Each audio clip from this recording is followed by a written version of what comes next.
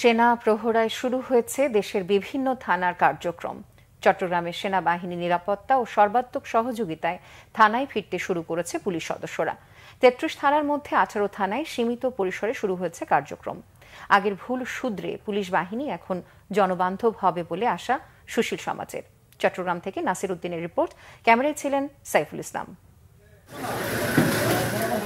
সাম্প্রতিক ছাত্র জনতার গণ আন্দোলনে ব্যাপক ক্ষতিগ্রস্ত হয়েছে চট্টগ্রামের কিছু থানা। এতে বিঘ্নিত হচ্ছে পুলিশের কার্যক্রম।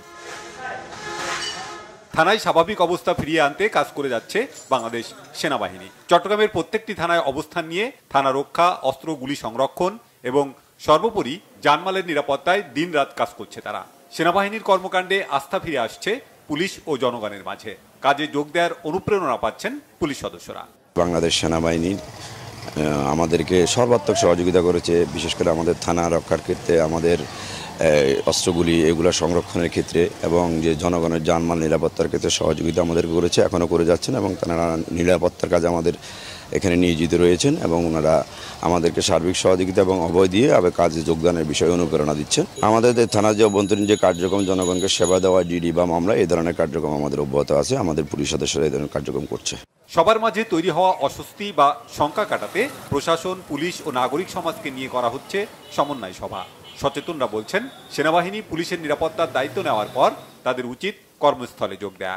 মানুষ হয়রানির সম্মুখীন হওয়ার ফলশ্রুতিতে মানুষের একটা বিক্ষুব্ধতা ছিল, একটা বিভিন্ন দুঃখজনক ঘটনা ঘটেছে, কারো প্রাণহানি হয়েছে, থানা জ্বালিয়ে দিয়েছে। কিন্তু যখন থেকে সশস্ত্র বাহিনী এই পুলিশের নিরাপত্তার দায়িত্ব নিয়েছে, তাদের উচিত ছিল সাথে সাথে আসা, তাদেরকে জানিয়ে আসা। তারা তো স্কট করে থানাকেও নিরাপত্তা দিচ্ছে, পুলিশকেও নিরাপত্তা দিচ্ছে। পুলিশ বাহিনী আগের ধ্যান ধারণা বাদ দিয়ে অভ্যাস স্বভাব বদলিয়ে নতুন করে তাদেরকে দেশপ্রেমিক নাগরিক হয়ে, জনগণের বন্ধু হয়ে তাদের উচিত যতি দ্রুত সম্ভব তাদের কর্মে যোগ দেয়া।